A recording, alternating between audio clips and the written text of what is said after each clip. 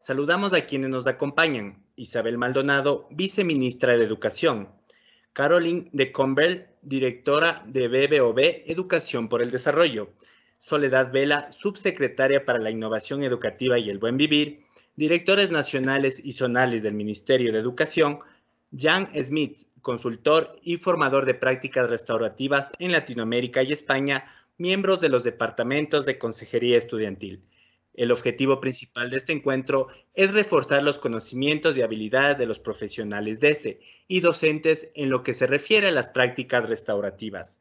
Además, brindar inspiración y guía para que apliquen lo ya aprendido en el marco de la emergencia sanitaria. Escuchemos a las palabras de bienvenida a cargo de la subsecretaria para la Innovación Educativa y el Buen Vivir, Soledad Vela. Buenas tardes con todos. Buenas tardes, Isabel Maldonado, viceministra de Inclusión, Caroline, que nos acompaña el día de hoy, y a todos quienes nos acompañan a nivel zonal y a nivel distrital, y a todos los participantes en este taller. Las prácticas restaurativas son un marco para construir comunidad y para responder a situaciones de conflicto o comportamientos disruptivos a través del diálogo. Constituyen un abanico de herramientas que permiten prevenir, detectar, gestionar y resolver las situaciones de conflicto en diferentes ámbitos: familiar, educativo, social, laboral, comunitario, para mejorar la convivencia y reforzar los vínculos afectivos entre las personas afectadas por tales escenarios.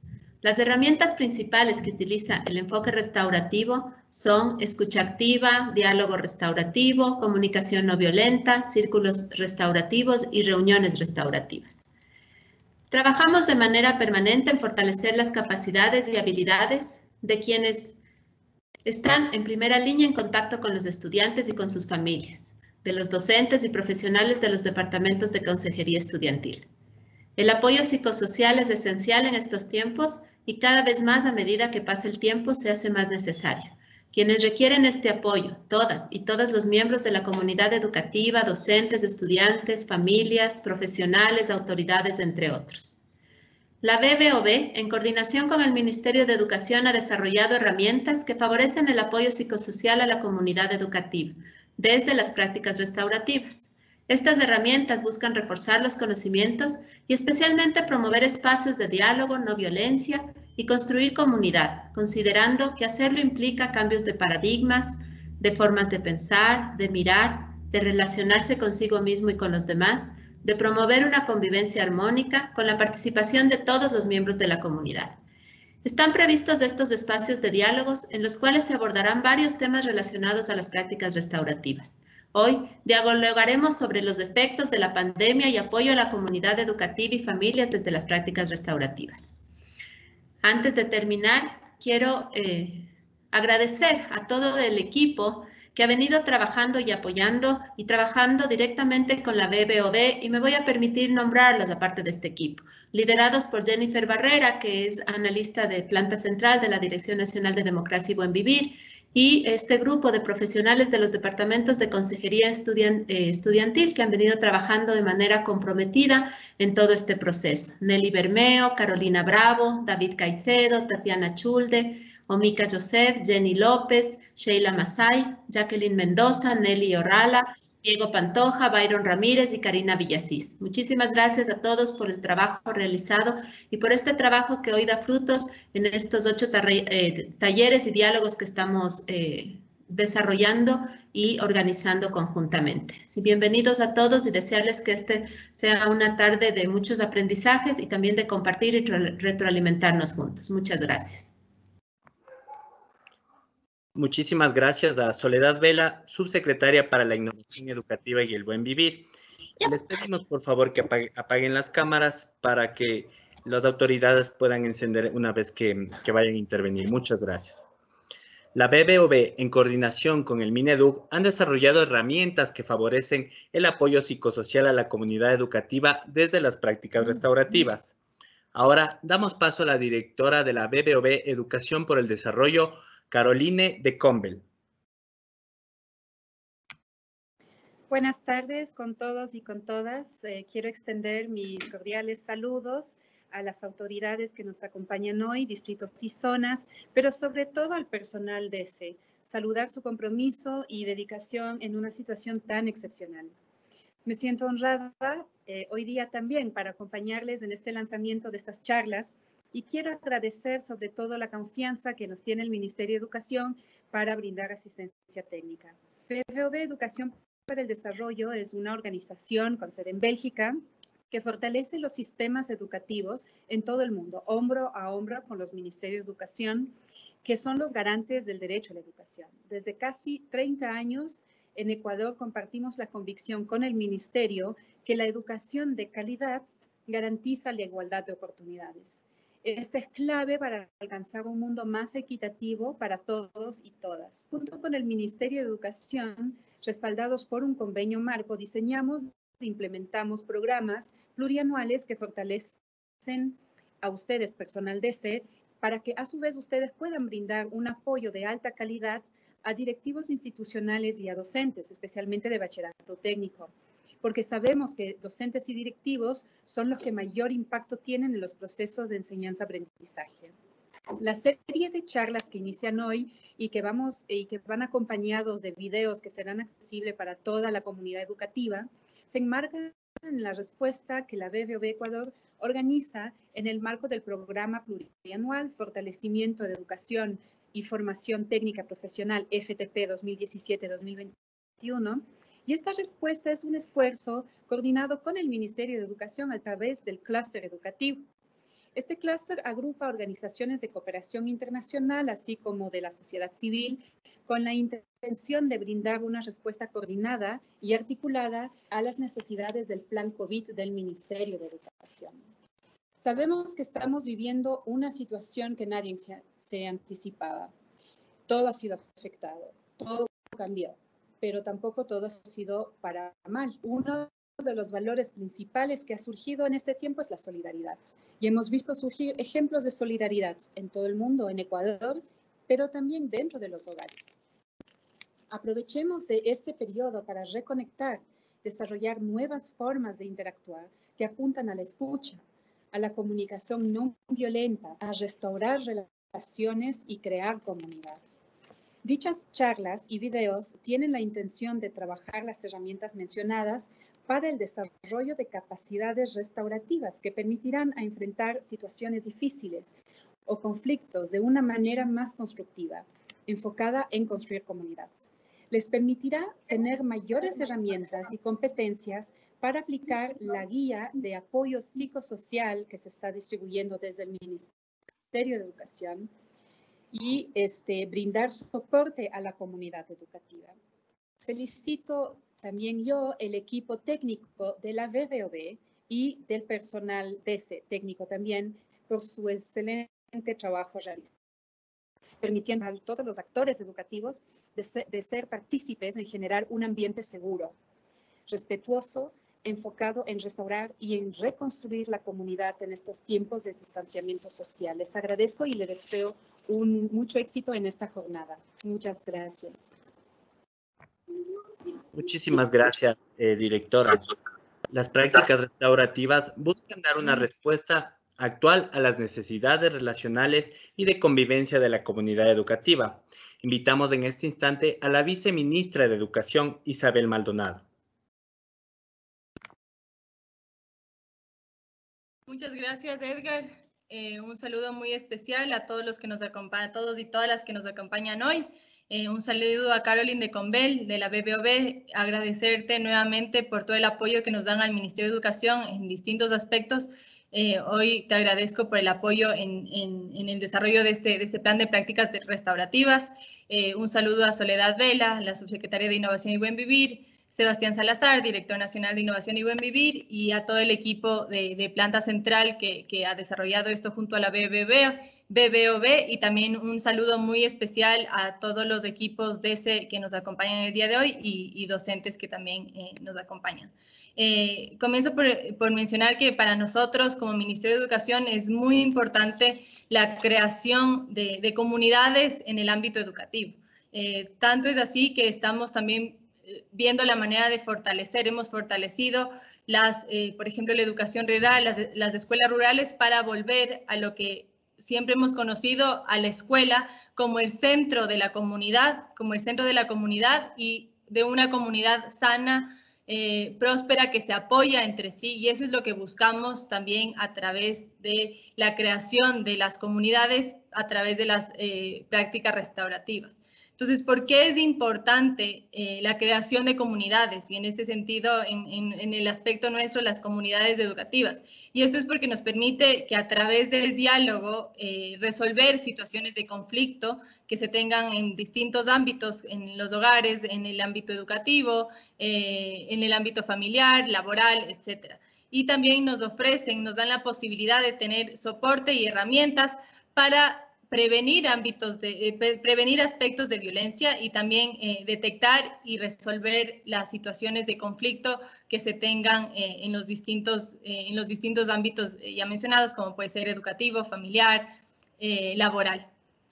Lo principal en este sentido es una escucha activa, tener un diálogo también permanente y una comunicación positiva entre todos para poder escuchar, dialogar y comunicar de una manera positiva, sin violencia, y también a través de estas prácticas la creación de círculos y reuniones restaurativas.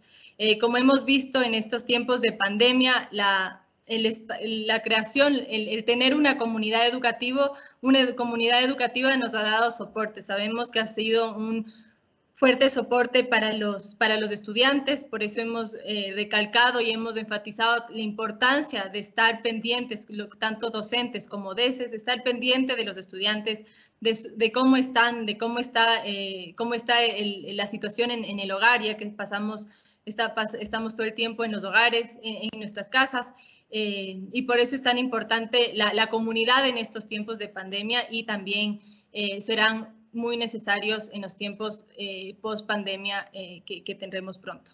Entonces, felicitar nuevamente a todo el equipo de la BBOB, del Ministerio de Educación, de Planta Central, como de las zonas y de los equipos DECE, en la creación de estas prácticas restaurativas. Así que muchos éxitos en la jornada de hoy. Gracias. Agradecemos la intervención de Isabel Maldonado, viceministra de Educación. Con sus palabras, damos por inaugurado este taller. Gracias por la presencia de nuestras máximas autoridades y solicitamos a los miembros de los departamentos de Consejería Estudiantil permanecer conectados para iniciar la segunda parte de este encuentro. Les recordamos a los asistentes que al finalizar las exposiciones, nuestros ponentes responderán sus inquietudes, las mismas que deberán ser redactadas en el chat de la videoconferencia. Por favor, al escribir su pregunta, colocar el nombre del panelista al que va dirigida su interrogante. Por temas de tiempo, responderemos a algunas inquietudes y las que no logremos dar lectura en este encuentro serán tomadas en cuenta por nuestro equipo técnico para ser contestadas posteriormente. Saludamos y presentamos a nuestros conferencistas invitados. Jan Smith, consultor y formador de prácticas restaurativas en Latinoamérica y España, y Carolina Bravo, DECE institucional del Distrito La Concordia. Bienvenidos. A continuación, presentaremos un video que servirá de introducción para las posteriores intervenciones.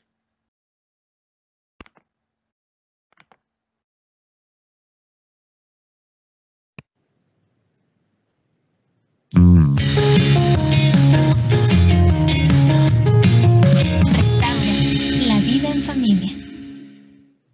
Hoy presentamos la familia Zambrano González en tiempo de pandemia.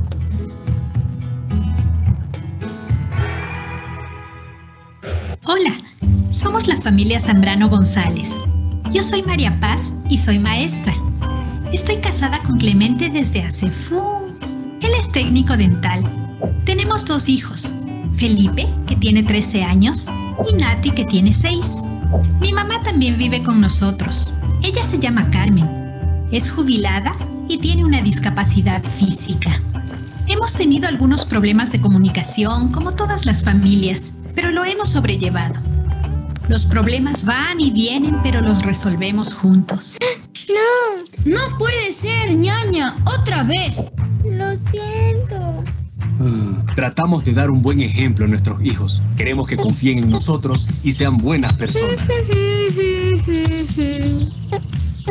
Vivo con mi hija y su familia desde hace rato, pero nunca antes habíamos tenido una experiencia como la que nos trajo la pandemia del COVID-19. De pronto, todas las personas debíamos quedarnos en casa todo el tiempo posible, porque esa es nuestra forma de cuidarnos, de proteger a quienes amamos y colaborar con la sociedad. Un buen día, ya no pudimos ir a la escuela y empezamos a tener clases en casa. El trabajo de papá se suspendió y mamá está haciendo teletrabajo.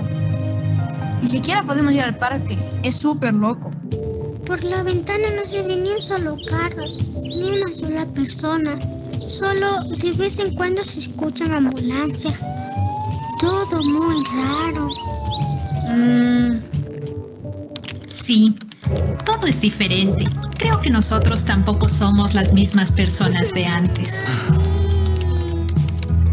Conforme avanza el tiempo, el confinamiento afecta cada vez más a la familia Zambrano González. Es urgente que tomen conciencia de lo que está ocurriendo para prevenir y resolver las tensiones y conflictos. Porque si no se hace nada, las cosas van a empeorar cada día y pueden agravarse mucho. Mi nombre es Clara y soy psicóloga. En los próximos capítulos te contaremos cómo las prácticas restaurativas ayudaron a esta familia a transformar el confinamiento obligatorio prolongado en una oportunidad para fortalecer sus relaciones, compartiendo tiempo de calidad y superando juntos las adversidades. Hasta pronto.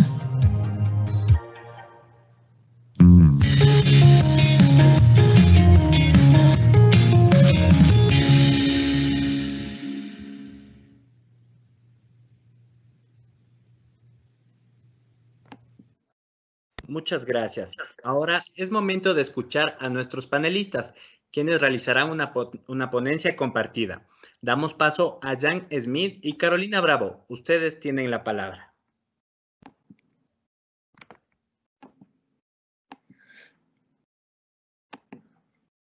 Muy buenas tardes. A ver si ¿pueden ver el PowerPoint? Sí. Tomar en cuenta, ¿no es cierto?, que eso les puede estar sucediendo a nuestros estudiantes. Muy bien. Bueno, buenas tardes. Primero, buenas tardes a todas y a todos. Quiero primero agradecer a Caroline Combel por su confianza. Ella es la directora de la BBOB, así también con la señora Isabel Maldonado del Ministerio de Educación de Ecuador, ¿no? Ha sido, lo digo con toda la sinceridad, un trabajo magnífico lo que hicimos con el equipo DESE. Yo creo que entre nosotros hemos creado un lindo sentido de comunidad. Y bueno, ahora estamos viendo los resultados y lo podemos compartir con ustedes, ¿no? Ese video es el número 1 de una serie de 12 videos que van a mostrar un poco qué son las prácticas restaurativas y vamos en detalle en cada una de ellas, ¿no? Entonces, en base a lo que acabamos de ver, vamos a presentar con Carolina un pequeño PowerPoint. Y hablando de esa pandemia, es verdad que nadie esperaba eso, es una incógnita total para nosotros, nos sorprendió. Y aparte de las consecuencias sanitarias en salud que ha provocado esa pandemia con muchísimas personas enfermas, lamentablemente también una cantidad importante de personas fallecidas, hay también otras consecuencias socioeconómicas que afectan a muchísimas personas y muchísimas familias, ¿no? ¿Cuáles son las razones? Es que desde la pandemia, por el distanciamiento social, por el confinamiento, los servicios cerrados, las empresas, etcétera, hubo bastante inestabilidad laboral, personas perdieron el trabajo, otros no saben si va a seguir o no van a seguir, esa incertidumbre es muy difícil de vivir con este pensamiento constante. Y hay otros que pasaron de cierta condición de trabajo con otras condiciones de trabajo, con un sueldo más mínimo, quizás menos horas. Es decir, se siente en situación realmente muy complicada y sin saber cómo va a salir esa situación. También hay que reconocer lamentablemente que hay más desigualdad, ¿no? Que esa pandemia ha creado aún una brecha social más grande.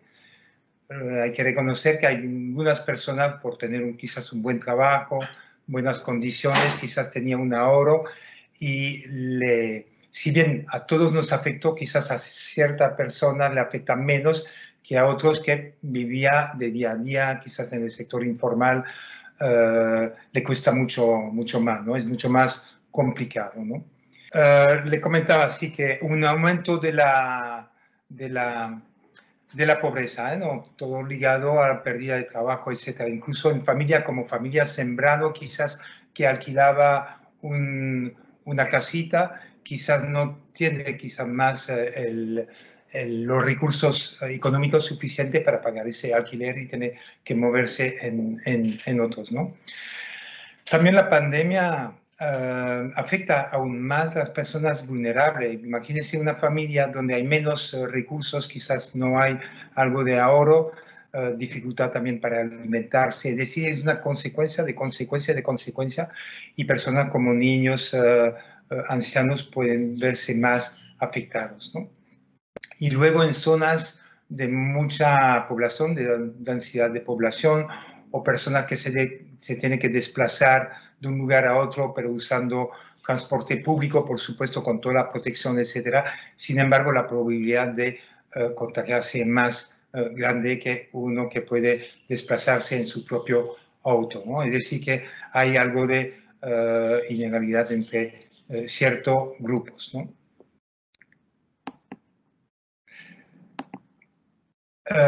Hay que decirlo, Ecuador no es una excepción con esa terrible situación. Esa situación ha afectado realmente a todos los países del mundo, unos más que otros, pero todos los países han sido realmente golpeados y tratan de enfrentar la situación lo mejor que pueda. Igualmente por la familia Zambrano, lo que acabamos de ver en ese video tampoco es una excepción. Hay muchísimas y muchísimas familias que se ven afectadas de una forma o de otra, ¿no?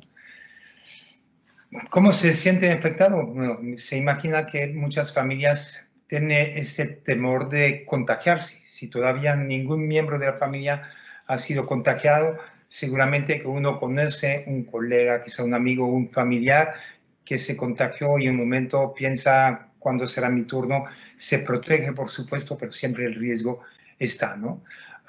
O quizás también está muy alterado porque tiene un miembro de la familia contagiado, quizás está hospitalizado, es decir, hay muchísimos temor, incertidumbre, ¿no?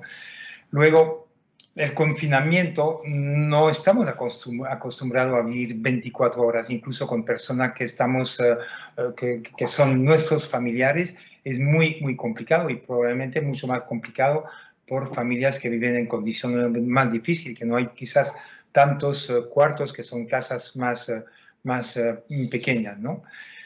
Y la incertidumbre de perder el trabajo, lo voy a recuperar, cómo va a ser, reducción del ingreso, no tengo ahora o no me quedo de ahora, son todas situaciones que lógicamente va a crear perturbación en las personas. Hay un cambio emocional y es lógico, cuando hay un cambio así, todos lo hemos pasado, unos más que otros, pero ¿qué tipo de cambio podemos tener? El estrés, la angustia, ¿no? Estrés justamente quizás de caer enfermo de un momento al otro. Frustraciones, estaba pensando a docentes que tuvieron que pasar de la enseñanza presencial a una enseñanza virtual. No todos los docentes estaban quizás preparados para manejar esas herramientas virtuales, hacen todo lo que puedan, pero me imagino que hay momentos que se siente quizás frustrado porque quisiera dar lo mejor de ellos, pero que hay esas limitaciones y genera automáticamente frustraciones. El enojo también puede pasar de un momento al otro, lo hemos visto ahí en el video, porque los niños ahí son un poco movidos dentro de la casa, rompe algo y el papá quizás nervioso ya se enoja más rápidamente, ¿no? Definitivamente que puede tener también mucha tristeza, depresión, sobre todo si un miembro de la familia está enfermo, si un alumno, uno de estos alumnos está enfermo, o un profesor, etcétera. Son situaciones que va a crear tristeza. También cambiamos también todo el tema del sueño, está cambiando, nos levantamos en medio de la noche porque mucho pensamiento, ¿no? Es muy complicado, dormimos menos y hay más nerviosismo, etcétera, ¿no? Aburrimiento, eso puede pasar también con los niños y los adolescentes que tuvieron que estar en esa condición de confinamiento muy, muy complicado cuando ellos necesitan también salir, correr al parque, etcétera, ¿no? Y lamentablemente también violencia, sobre todo en las familias donde pudiera haber tenido antes de la pandemia ya unas tensiones o conflictos familiares, el hecho de convivir todo el tiempo juntos puede haber aumentado también ese índice de violencia familiar, ¿no? Muy buenas tardes a todos y todas. Como ya lo ha dicho Patti, mi nombre es Carolina Bravo Ayala, soy un desinstitucional y para el día de hoy pues quiero compartir con ustedes el trabajo que hemos hecho con todo el equipo y parte de eso es analizar este video que lo hemos creado con mucho cariño. ¿Es normal que el confinamiento y el distanciamiento social hayan generado cambios emocionales? Sí, es normal que todos tengamos sentimientos, tengamos emociones y podamos proyectarlos. Eso es normal. Algunas personas se afectan de manera profunda, es decir, lo toman todo de manera negativa, lo toman todo con depresión, tienden a decaer, a aislarse, a sumergirse y estancarse en eso. Siguiente. Otras personas, en cambio, lo logran sobrellevar, lo aguantan como pueden, no expresan, no afloran lo que sienten, lo que les pasa, y tratan de mantenerse allí. Existe otro tipo de personas que en cambio son las personas resilientes. Estas personas en cambio tienen la capacidad de sobreponerse, de sobrellevar, de salir adelante de algo, de una caída, tienen la capacidad de levantarse y de buscarle el lado positivo. Lo hemos notado cuando amigos de nosotros han colocado, qué sé yo, ventas en los estados, han empezado a improvisar nuevos negocios, nuevas formas de salir adelante, nuevas formas de aprender. Pese a las circunstancias que estamos pasando a nivel nacional, a nivel mundial, buscan alternativas de solución y de mantenerse en una convivencia armónica. ¿Cómo gestionar el confinamiento? Pues bien, les vamos a dar unos tips. Entre ellos tenemos establecer rutinas. Rutinas del tiempo de la comida, para comer en familia, para compartir con las personas que estamos hoy en día confinados, interactuando. Podemos hacer tiempo para el aseo, para descansar, para estudiar. Continuamos. Evitemos la sobreinformación. Si bien es cierto, las redes sociales nos ayudan muchísimo para informarnos, para conectarnos, pero el exceso de información ya se convierte en una información tóxica que está afectando nuestra salud mental. Y esto, en muchos casos, hemos visto que ha generado una hipocondría, es decir, personas que exageran sus estados de salud, personas que tienden a imaginarse que están enfermos. En ciertos memes, en el Facebook, en las redes sociales, decía, yo ya en el día he sentido que tengo 8 veces COVID, en la semana me he enfermado varias veces, pero simplemente lo alucinan. Creen que están enfermos. Entonces, a esto vamos de que nos afecta en la salud mental la sobreinformación. Vamos. Socializar, relacionarse, este es un buen momento. Si tenemos el tiempo, si disponemos de eso, pues tenemos el espacio para conectarnos, para enlazarnos, hacer las videollamadas. En muchos casos tenemos familias que se encuentran en otros países y podemos aprovechar el tiempo para escribir un mensaje, para llamarnos, porque muchas veces el trabajo, la rutina que teníamos antes de la pandemia no nos permitía esto.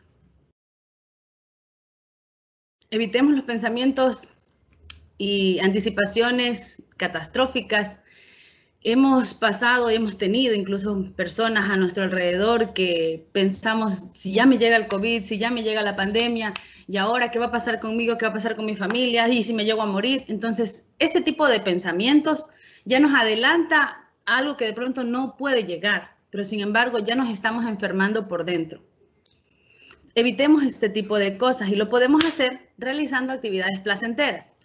¿Cuáles son las actividades placenteras? Pues tenemos una familia, es momento de interactuar con ellos, de realizar actividades con ellos. Hoy en día los chicos tienen el objeto que más los atrae, que es el celular, pues ahí yo escuchaba que ellos juegan parches, bueno, tienen sus juegos. ¿Qué tal si juegan en casa? ¿Qué tal si aprovechan ese momento para compartir con sus hijos? ¿Qué tal si se ponen a revisar los cuadernos de sus hijos? A veces los padres y todos llegamos a casa y lo único que queremos es descansar, pero este es el momento de que estamos en casa y podemos hacerlo, podemos compartir con nuestras familias. Promovamos el autocuidado. Yo veía hoy en día los chicos, las personas se han vuelto gimnastas, han abierto el gimnasio en su casa, han abierto los labores de cocina y me parece súper divertido promover ese autocuidado, empezar a descansar. Unos practican el yoga y me parece súper. Son cosas que podemos empezarlas a copiar. Ese tipo de cosas vale la pena replicar en nuestros hogares. ¿Cómo prevenir y gestionar tensiones y conflictos? Les digo la respuesta, para mí eso es prácticas restaurativas. Prácticas restaurativas es un estilo de vida. Les invito a que lo practiquen. No les voy a dar mayor descripción de qué son totalmente las prácticas restaurativas. Quisiera que se conecten con nosotros en cada uno de los episodios que hemos creado con mucho cariño para compartirlo con ustedes. Solo les puedo adelantar, prácticas restaurativas le puede dar el plus a su vida en familia, les puede dar el plus a su vida en el trabajo, en su vida diaria. Como les dije, es un estilo de vida que solo depende de usted ponerlo en práctica. Para ello, queremos compartir este conocimiento con ustedes. Continuemos. Muchísimas gracias, Jen y Carolina, por sus importantes aportes. Gracias a todos y todas por mantenerse conectados en este importante conversatorio. En este momento vamos a dar lectura a sus preguntas e inquietudes que serán resueltas por nuestros expositores. Les recordamos que por tema de tiempo responderemos a algunas inquietudes y las que no logremos dar lectura serán tomadas en cuenta por nuestro equipo técnico para contestarlas posteriormente. Tenemos una pregunta dirigida a Carolina Bravo que dice así: ¿quiénes pueden utilizar las prácticas restaurativas? ¿Solo los departamentos de ESE? No, prácticas restaurativas las podemos aplicar todos. Por ese motivo estamos haciendo estos videos para poderlos compartir y que ustedes también lo sepan aplicar. Podemos aplicarlo desde los DESE, somos las principales, bueno, las personas que nos han instruido son por parte de la BBB, Ministerio de Educación, con quienes estoy muy agradecida por el conocimiento que han podido compartirnos. Pero la idea es replicarlo también con los docentes, con los estudiantes, y que esto haga que nosotros creemos más comunidad, que tengamos una convivencia armónica. Muchas gracias, estimada Carolina. Tenemos otra consulta para Jan. Jan, dentro de una familia, ¿cómo hemos visto, cómo podemos encontrar personas afectadas profundamente? Otras que la sobrellevan y otras que son resilientes. ¿Qué podemos esperar cuando hay tanta variedad de emociones en una familia? Efectivamente, bueno, seguramente que hay muchas familias donde algunos miembros están con mucha tristeza, desesperación, y otros miembros de la misma familia, bueno, tratan de aguantar sin mostrar mucho, tratar de mantener esas emociones desagradables, ¿no? Para aguantar, y otros que son resilientes. Raramente veremos una familia totalmente resiliente, siempre hay distintas cosas, pero creo que los videos que vamos a presentar dan respuesta a eso. La persona que es resiliente, lo que sí también esperamos es que ayude también a otros miembros de la familia. Una de las cosas muy importantes, y lo hablaremos dentro de un video, es aprender realmente a escuchar empáticamente. Esas personas que la están pasando mal, lo que necesitan es también ese tiempo para expresarse, para decir realmente cómo está, cómo se siente.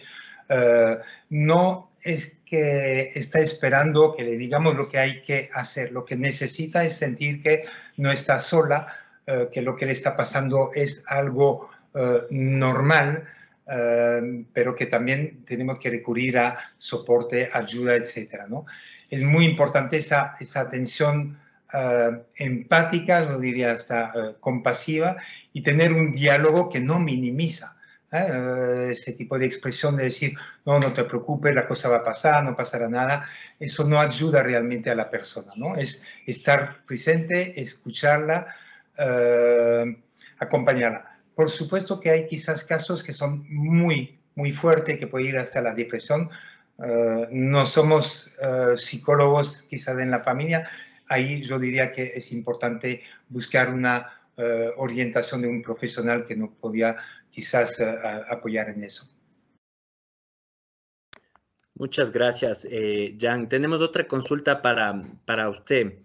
¿Cómo influyen las prácticas restaurativas en la gestión de situaciones de crisis?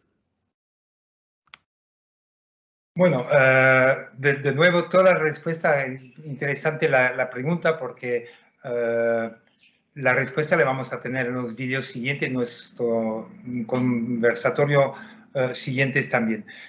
Hay varios tipos de crisis dentro de la misma familia. Lo que buscamos es el diálogo, la escucha, aprender realmente a comunicar. Muchas veces no nos damos cuenta, pero nuestra forma de comunicar es violenta, sin que somos conscientes de eso. No es que lo hagamos a propósito. Doy algunos ejemplos. Usamos muchas veces la palabra extrema como, y tú siempre estás haciendo lo mismo, y tú nunca me ayudas en la cocina o en limpiar. No nos damos cuenta, no lo hacemos realmente a propósito, pero eso sí afecta muchísimo a la persona. Entonces, ¿cómo podemos atender esos conflictos? Es tomarlo cuanto antes, no dejar que la cosa crece y poder por lo menos aprender a escucharnos, a expresarnos de una forma no violenta, y lo hablaremos más en detalle, ¿no? Dialogar, y hablaremos también de ciclos. Es importante que la persona, toda la persona dentro de una familia, siente que tiene voz y que su voz está escuchada por los otros miembros.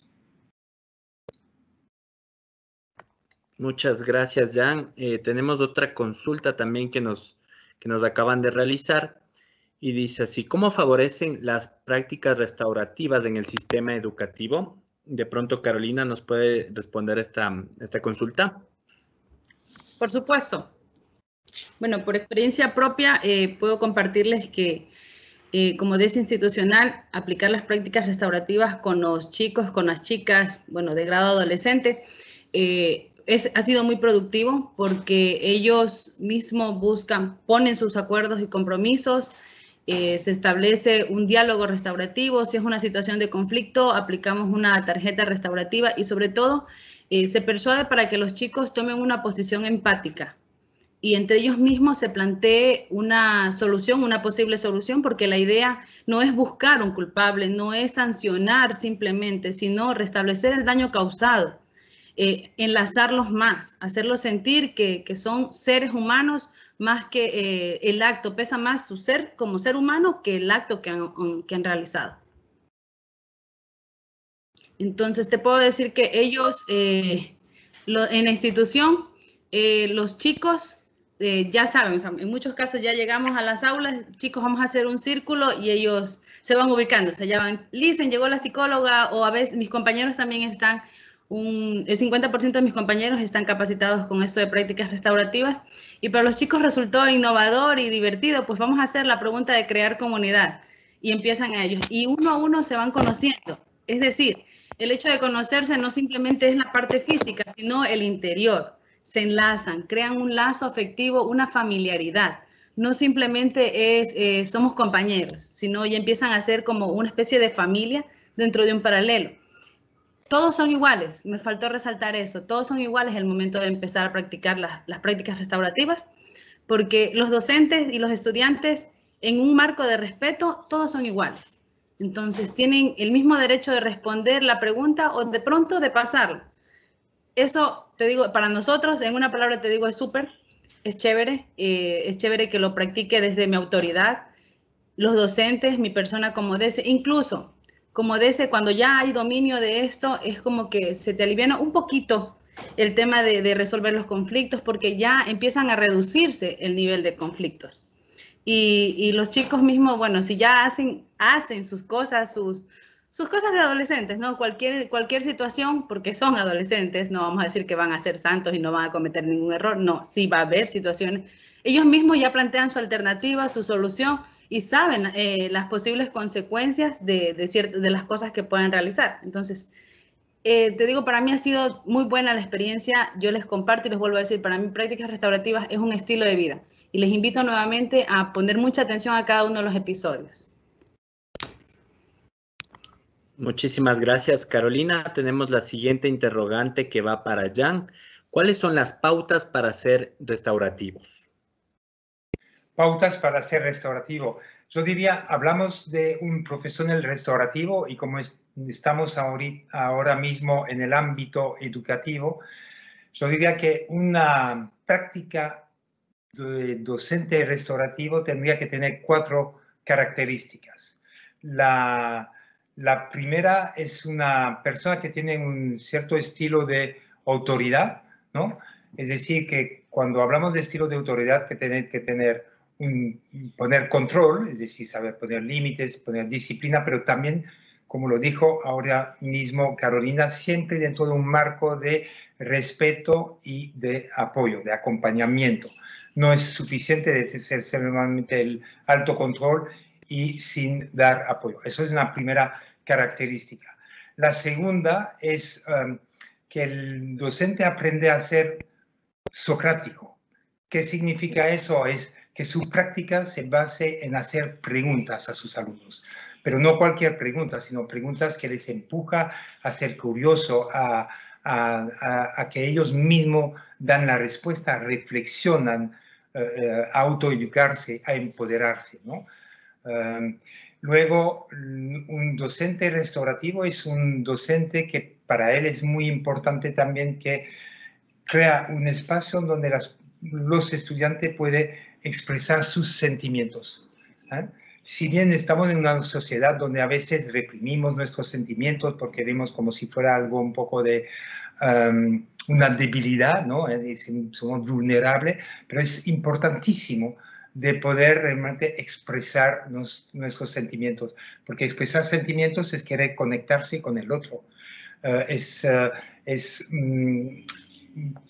Para mí es una muestra de coraje, ¿no? Entonces, por lo menos yo diría, esas 3 características son muy importantes. Y hay una última, que es lo que llamamos el proceso justo. Proceso justo, ¿qué significa? Es que el estudiante, hoy en día es muy importante que crea un espacio sano y seguro donde sus estudiantes sienten que tienen voz, es decir, que pueden opinar, puede expresar sentimiento, puede aportar soluciones, ideas, etcétera, ¿no?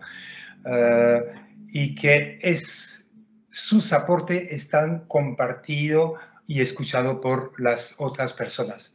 Y aprovecho para decirle, porque muchas veces hay una confusión que los docentes piensan, pero si tú le das así tanto espacio a tus estudiantes, vas a perder autoridad. Por supuesto que no, porque siempre hay ese estilo de saber poner también límites. Cuando hacemos eso con los estudiantes, se van a sentir empoderados, considerados, y realmente son estudiantes que van a respetar a sus docentes. Muchas gracias, Jan. Creo que tenemos la última consulta para Carolina, puede ser, o para Jan de pronto también nos pueda ayudar a complementar. Ante los efectos de la pandemia, como la crisis socioeconómica de las familias ecuatorianas, ¿cómo activar las prácticas restaurativas en la modalidad virtual? Bueno, quizás si Carolina me lo permite, lo podía decir, porque, bueno, si bien estoy basado en Perú, antes viajaba muchísimo en distintos países de Latinoamérica, dando formación y acompañamiento en ese ámbito restaurativo. desde la pandemia el confinamiento no fue posible, entonces empezamos por el virtual. Y una de las mejores formas es quizás conversatorio por Zoom, es decir, de los círculos presenciales que hacíamos, estar sentado en un círculo y conversar sobre un tema que nos afecta, que nos... lo hacemos simplemente a través de la plataforma digital. La técnica quizás es diferente. Hay una diferencia entre lo presencial, nunca lo va a reemplazar el presencial. Lo virtual no lo reemplazará. Sin embargo, nos podemos realmente conectar. La persona siente que también puede expresarse, escuchar las opiniones o los sentimientos, pensamientos de otros. Y lo que sí se necesita es una muy buena preparación.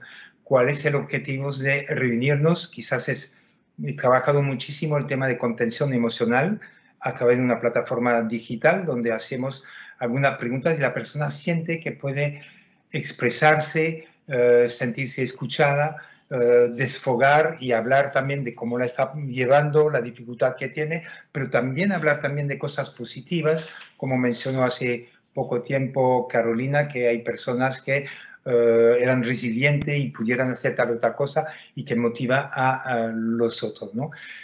Yo creo que es muy importante. Y aprovecho para decir, ese virus del COVID realmente es bien irónico, porque de una parte, por todo ese contagio que ha creado, ha provocado el distanciamiento social y el confinamiento, es decir, separarnos completamente. Pero al mismo tiempo, una vez separados, sentimos esa necesidad de conectarnos con los otros, de llamar, de saber cómo está el colega, el familiar, el amigo, etc. De un lado nos separa, pero de otro lado nos sentimos más que nunca con ganas de conectarnos con las personas que no estamos viendo. Y lo digital es una de las formas. Muchísimas gracias, Jan. Muchísimas gracias, Carolina. Agradecemos también a nuestros expositores, a las autoridades y al público por su participación. Llegamos a la parte final de este importante conversatorio y les recordamos que juntos construimos la educación que soñamos. Muchas gracias por conectarse a todos y todas. Tengan un excelente resto de día. El gobierno de todos.